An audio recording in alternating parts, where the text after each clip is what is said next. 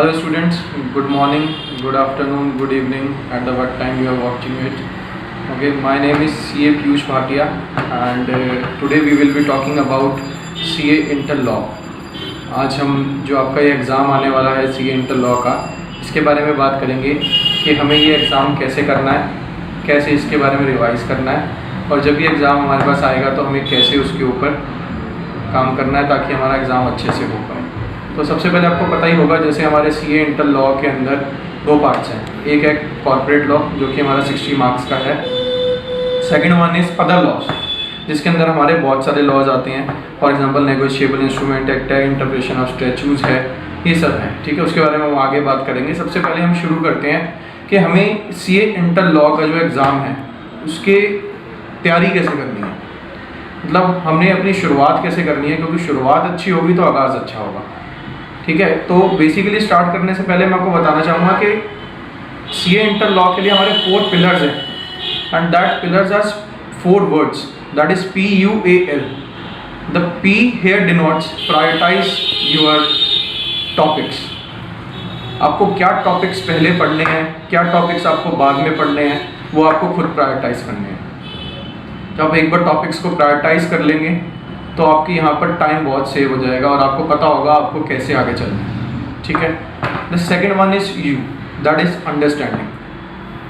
Company law है, जैसे for example law जो ये बनाया गया है तो कोई ना कोई रीज़न होगा इसलिए ये लॉ बना है। ठीक है, कोई भी वेग लॉ कभी नहीं बनता, तो हमें लॉ समझने से पहले वो रीज़न को समझना है कि ये क्यों बना है। अगर वो रीज़न हमें समझ आ जाएगा तो हम लॉ बहुत आसानी से समझ सकते हैं। ठीक है, now the third one is A, go for the amendments, thoroughly go for the amendments, क्योंकि अमेंडमेंट्स हर एग्जाम के अंदर आती हैं। Okay, and the last one is L, don't be liberal with your language. Law के exam के अंदर आपको अच्छे से लिखना बहुत ज़रूरी है, आपको सेक्शन भी कोट करने पड़ेंगे एंड आपकी लैंग्वेज जो है वो काफ़ी अच्छी होनी चाहिए। ठीक है, तो ये जो पिलर्स थे PUAL, इसको आप अच्छे से अपने दिमाग में बैठा लीजिए ये वर्ड्स को, बिकॉज ये अगर आप इसके हिसाब से चलेंगे तो ये आगे आपको बहुत हेल्प करने वाला है। अब हम सबसे पहले आते हैं जो हमारा CA इंटर लॉ का एग्ज़ाम है, तो फर्स्ट इसके अंदर आता है हमारा कंपनीज एक्ट 2013। ओके, तो इसके अंदर टोटल हमारे सेक्शन है, section number 1 to section 148 which are covered in this subject for CA inter law. तो सबसे पहले हमने क्या करा है कि जिससे आपको इसके अंदर सेफ रहे, आपको थोड़ा आसानी रहे, हमें 3 यूनिट्स के अंदर है जैसे, तो यूनिट्स के अंदर क्या क्या टॉपिक्स इंक्लूडेड हैं वो आप अपनी शीट के अंदर देख सकते हैं जो आपको वीडियो में दिख रहा होगा। फॉर एग्जांपल यूनिट 1 के अंदर शुरुआत कर सकते हैं प्रीलिमिनरी से, incorporation of company, prospectus and allotment of securities and ये सब। वैसे यूनिट 1, यूनिट 2 एंड यूनिट 3 है जो आपको दिख रहा होगा। ठीक है, उसके बाद आता है Indian contract act 1872, then we have negotiable instrument act 1881 and then the general clause act 1897 and then after that interpretation of statutes. Okay, so अब आपको एक चार्ट दिख रहा होगा आपकी स्क्रीन के ऊपर, ये आपकी मार्क्स वेटेज को दिखा रहा है कि पिछले एग्जाम्स के अंदर आपके किस टॉपिक से कितने मार्क्स का आया है। अब आप इसके ऊपर नज़र डालेंगे इस चार्ट के ऊपर, तो बेसिकली आपको सबसे ज़्यादा जो आपको मार्क्स इसके अंदर दिख रहे होंगे वो 2-3 टॉपिक्स से हैं। फर्स्ट वन इज़ जैसे prospectus and allotment of securities. इससे ऑन एंड अराउंड अगर आप एवरेज लेके चलेंगे तो 12 मार्क्स का आ जाता है। तो इसके लिए हमने चार्ट बनाया कि कितने मार्क्स का वेटेज है और कितनी आपको रिवीजन की रिक्वायरमेंट्स हैं अपने आप को सेफगार्ड करने के लिए कि ये आपका टॉपिक अच्छे से हो चुका है। फॉर एग्जाम्पल प्रोस्पेक्टस के लिए जैसे हमने number of revisions, minimum requirement is 3। If you do 3 revisions it will come around of 12 marks, you will be safeguarded। Okay, ऐसे ही हमने उसके एक चार्ट नीचे अब आप देख रहे होंगे जो एक चार्ट है उसके अंदर हमने 4 पॉइंट्स के अंदर डिवाइड करा है जो आपका सब्जेक्ट है उसको। द फर्स्ट वन इज जिसके अंदर स्मॉल है और इजी हैं जो जल्दी से हो जाएंगे। ठीक है, द सेकेंड वन इज़ जो फेयरली जो इजी भी हैं लेकिन ठीक है, and the third one is the medium topics हैं, and the fourth one is difficult and it will need more practice। Okay, तो जो फर्स्ट वन है जैसे स्मॉल एंड इजी के अंदर है, जैसे प्रीलिमिनरी है, इनकॉर्पोरेशन ऑफ कंपनी है, प्रोस्पेक्टस है, इसके अंदर आपको 2 रिवीजन कम से कम चाहिए और ये 4 से 5 दिन के अंदर आप इसको अच्छे से रिवाइज कर सकते हैं। एक बार क्या है कि अगर छोटे टॉपिक्स आपने अच्छे से रिवाइज कर लिए ना, क्योंकि इससे मार्क्स आप अच्छे स्कोर कर सकते हो। इसलिए बेसिकली ये है कि जो चीज़ इजी है उसको अच्छे से पहले करके माइंड में उसको याद रख के, उसके सेक्शंस याद रख के उसको अच्छे से कर लिया जाए, बिकॉज ये एग्ज़ाम में ज़रूर आएगा। जैसे ये सेकंड जो हम अगर इसको फेयर टॉपिक पे जाएंगे तो इसके अंदर एक्सेप्टेंस ऑफ डिपॉजिट्स आता है, रजिस्ट्रेशन ऑफ चार्जेस आता है। इसके अंदर हमें कम से कम 3 रिवीजन चाहिए होंगी और ये भी on and around 5 days minimum it will take. The next one is medium. The medium topic है declaration and payment of dividend, accounts of companies, audit and auditors. इसके अंदर भी थ्री रिविजन्स आपको चाहिए, लेकिन इसके अंदर है कि थोड़ा टाइम ज़्यादा लगेगा। इसके अंदर आपको क्वेश्चंस भी सॉल्व करने पड़ेंगे और आपको 80% जो अपना फोकस है वो आपको क्वेश्चंस पे ही रखना है, बिकॉज इसमें से क्वेश्चन ज़्यादा आएंगे प्रैक्टिकली वाले भी। ठीक है, उसके बाद आता है आपका अदर लॉस। इसके अंदर ये लॉस डिफ़िकल्ट हैं, हम एग्री करते हैं, उनके वर्ड्स याद करना मुश्किल होता है। ठीक है, तो इसके अंदर भी आपको मिनिमम 2 बार आपको रिवीजन करना पड़ेगा। आप हर दिन 4 से 6 एडजस्टमेंट्स याद कर दीजिए तो आपको 6 से 8 दिन के अंदर ये आराम से कवर हो सकता है। ठीक है, तो बेसिकली आपको इस चार्ट को भी फॉलो करना है ताकि आपके लिए भी ये आसानी रहे और आप आराम से आगे इसके अंदर कैरी ऑन कर सकें। देखिए, कभी भी कोई सब्जेक्ट होता है उसके अंदर 2 चीज़ें ज़रूरी होती हैं। एक आप इसके अंदर पहली आपकी strategy making and second is strategy को फॉलो करना। Once you make your strategy, your 50% work is done. The next 50% you have is to follow that strategy, and only you have to make your strategy. No one else will make the strategy for you. So आपको ही ये करना है and अगर आप एक बार strategy बना लेंगे तो आपको काफ़ी हेल्पफुल रहेगा वो आगे इसके अंदर। ठीक है, अब इसके अंदर हम एक चीज़ और आती है कि हमें कंसेप्ट्स बहुत अच्छे से समझनी है इसके अंदर। तो कंसेप्ट समझने के लिए सबसे अच्छा है कि आप पास्ट के पेपर्स को एक बार जब आप अपना जो सारा आप रिवाइज़ कर लें, सब कर लें, एक बार पास्ट पेपर ज़रूर देखें कि आप कहाँ स्टैंड करते हैं, पिछली बार कैसे पेपर्स आए थे, आप लॉस को इंटरप्रेट कर पा रहे हैं इस पर क्वेश्चन में या नहीं। बिकॉज लॉ पढ़ना is a different thing, law कोई भी पढ़ लेगा, लेकिन जब पेपर हमारे सामने आएगा इट्स ऑल टुगेदर डिफरेंट। तो बेसिकली आपको एक बार पास्ट प्रैक्टिस पेपर या कोई मॉक टेस्ट सीरीज़ ये सब लेके आपको पता चलेगा कि आपको उस लॉ को कैसे रिप्रेजेंट करना है। तो इसलिए ये सब चीज़ें बहुत ज़रूरी हैं। उसके बाद अगर हम जाएंगे तो सबसे ज़्यादा ज़रूरी, मैं दोबारा से कहना चाहूँगा, पहले भी मैंने कहा है कि कंपनीज एक्ट बहुत ज़रूरी है और ये स्कोरिंग है। कंपनीज एक्ट बहुत ज़्यादा स्कोरिंग है क्योंकि ये 60% आपका कवर करता है। ठीक है, और ये 60% के लिए भी उतना ही पढ़ना है जितना अगले 40% के लिए पढ़ना है। तो क्यों ना 60% को पहले अच्छे से पढ़ लिया जाए, जिसके अंदर मार्क्स भी अच्छे आ सकते हैं। अब आपकी स्क्रीन पे भी आ रहा होगा कि कंपनीज एक्ट के अंदर सबसे ज़्यादा इंपॉर्टेंट टॉपिक्स क्या हैं।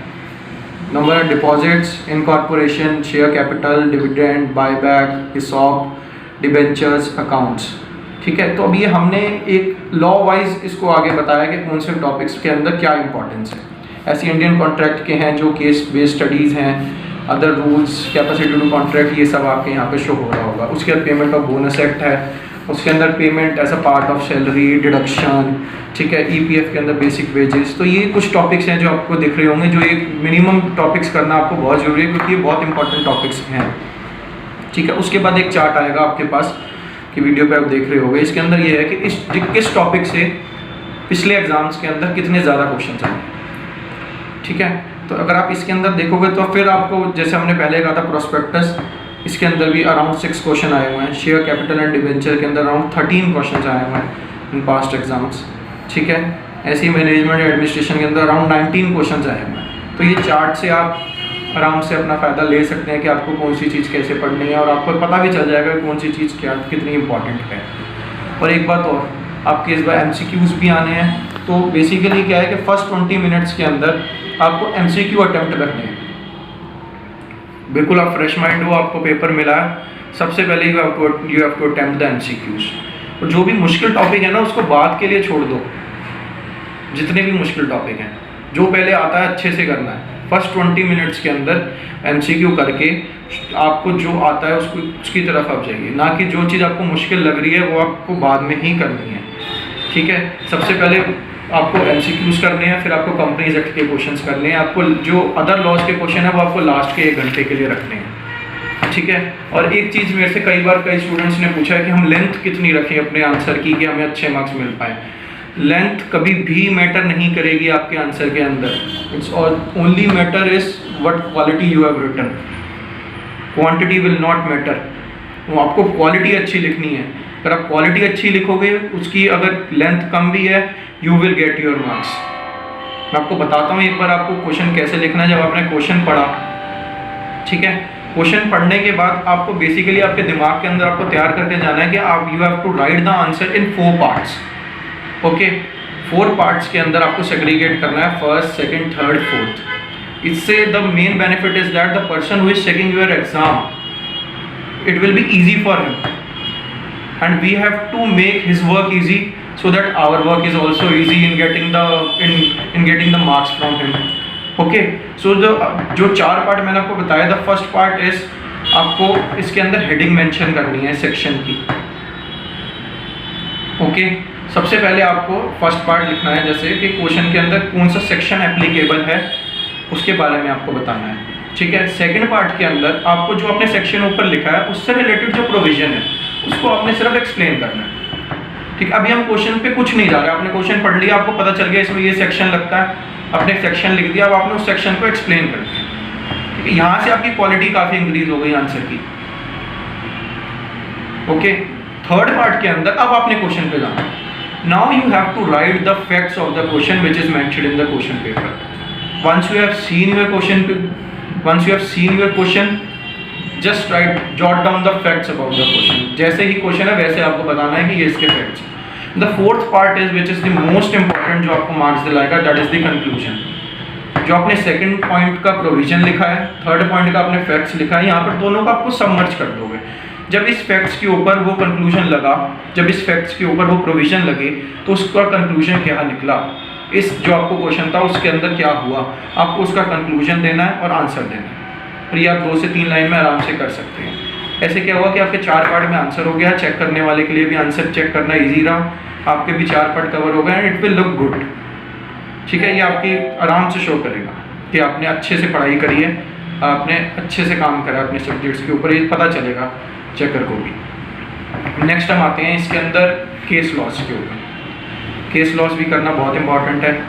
तो बेसिकली आपको अब जो स्लाइड शो हो रही होगी उसके अंदर जो टॉपिक्स हैं जिससे केस स्टडीज़ आती हैं, ठीक है, वो हमने लिखी हुई हैं और क्वाइट इंपॉर्टेंट है ये आपके लिए, जैसे incorporation of company, pre incorporation contracts, registered office, type of company, civil liability, form statement and prospectus.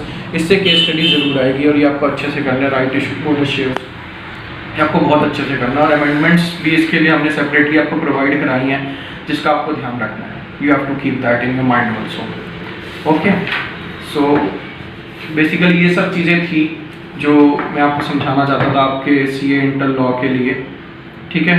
और एक चीज़ और है जो मैंने बहुत चीज़ों में देखी, ये मैं कॉमनली बताना चाहूँगा, जो आप इस सब्जेक्ट्स पे भी अप्लाई कर सकते हैं, अदर सब्जेक्ट्स पे भी अप्लाई कर सकते हैं। प्रैक्टिस का मीनिंग ये नहीं होता कि आपने आंसर पढ़ लिया बस। Practice means that you have to write down the answers for the question. You have to write how you are writing it. You have to see the language you are writing. Because पढ़ के जाना and then exam के अंदर लिखना, it's altogether a different situation in exam. बहुत सारे pressure होते हैं, क्वेश्चन पढ़ना है, कभी अच्छा है कभी नहीं है, आप you have to prepare for each and everything. Okay? और जब आप तैयारी करके जाएंगे तो प्रेजेंटेशन आपकी अच्छी होगी अगर आप लिख के एक बार जाएंगे। तो अगर आप लिख के तैयारी करके नहीं लेके जाएंगे तो आपकी प्रेजेंटेशन अच्छी नहीं होगी। प्रेजेंटेशन देखनी है, आईसीआई का स्टडी मटेरियल, सजेस्टेड आंसर्स, जैसे आपको प्रेजेंट करना, नथिंग एल्स। वैसे करेंगे आपका काम हो जाएगा, अच्छे मार्क्स आ जाएंगे, ठीक है। उसके बाद एक चीज़ जो है कि जो बहुत गलत हो जाती है कई बार बच्चों से, क्वेश्चन नंबर ठीक लिखना है। जब आप आंसर ठीक लिख रहे हो तो क्वेश्चन नंबर भी ठीक लिखना है, क्वेश्चन नंबर का पार्ट भी ठीक लिखना है। बिकॉज कई बार ऐसी गलती होती है कि बच्चा आंसर ठीक लिख के आता है, सोचता है मेरे तो नंबर बहुत अच्छे आएंगे, लेकिन उसने क्वेश्चन नंबर गलत लिखा होता है। क्वेश्चन नंबर का भी ठीक लिखा होता है लेकिन पार्ट नंबर गलत लिखा होता है। यहाँ पे आपको क्वेश्चन नंबर का भी ध्यान रखना है। You have to keep in your mind that you are writing the correct question number and with the correct part number of the question also. Okay, और कभी भी आंसर को अधूरा मत छोड़ो। कभी कभी आप सोचते हो कि आप जब आप आंसर को अधूरा छोड़ते हो, एग्जामिनर नोज कि आपको ये प्रोविजन नहीं आता, इसलिए आपको कभी भी आंसर को अधूरा नहीं छोड़ना। ये एक साइकोलॉजिकल हैक है। ये आप खुद भी कभी आप आंसर चेक करोगे ना तो आपको पता होगा कि यार ये सामने वाले ने ना इसके अंदर पूरा नहीं छोड़ा, तो इसका मतलब इसको प्रोविजन पूरा नहीं आता। ठीक है, कभी भी अधूरा मत छोड़ो, कंप्लीट करो उसको पूरा। जब कंप्लीट करोगे ना, आपको नहीं पता कि क्या पता आपको उसके अंदर पूरे मार्क्स भी मिल जाए, इसलिए आपको हमेशा आंसर पूरा लिखना है। ठीक है, और बाकी आपको हमारे साथ जुड़े रहना है कोई भी इन्फॉर्मेशन के लिए। ठीक है, कोई भी इन्फॉर्मेशन हो, कुछ हो, अमेंडमेंट्स हो, सब आपको प्रोवाइड कराया जाएगा। एंड एट द लास्ट आपको फिट रहना है, हेल्दी रहना है, क्योंकि पढ़ाई तभी हो सकती है जब आप फिट और हेल्दी रह सकते हैं। ठीक है, फिट रहें, हेल्दी रहें, अच्छा खाएं, अच्छी नींद लें, अच्छे से पढ़ें, और उम्मीद है मुझे आपको ये सारे टिप्स आपके लिए यूज़फुल रहे होंगे। ओके, एंड द अल्टीमेट के कभी भी पास पेपर्स अटेम्प्ट किए बिना पेपर देने मत जाना। Attempt your past papers very regularly. और एंड के अंदर एक motivating tip, be deserving then deserve, be deserving then deserve, you get what you deserve, what you not what you want. दोबारा से मैं रिपीट करना चाहूँगा, be deserving then deserve, be deserving then deserve, because you get what you deserve, not what you want. अच्छा deserve आपको तभी मिलेगा जब वो डिज़र्व करते हैं, वांट से कुछ नहीं होता। तैयारी करें, अच्छे से तैयारी करें और अच्छे नंबर भी आएंगे। Okay, so thanks. मैं CA पीयूष भाटिया को बहुत सारी बेस्ट ऑफ लक कहना चाहूँगा। अच्छे से तैयारी करें और अच्छे से पेपर करें। Thanks a lot.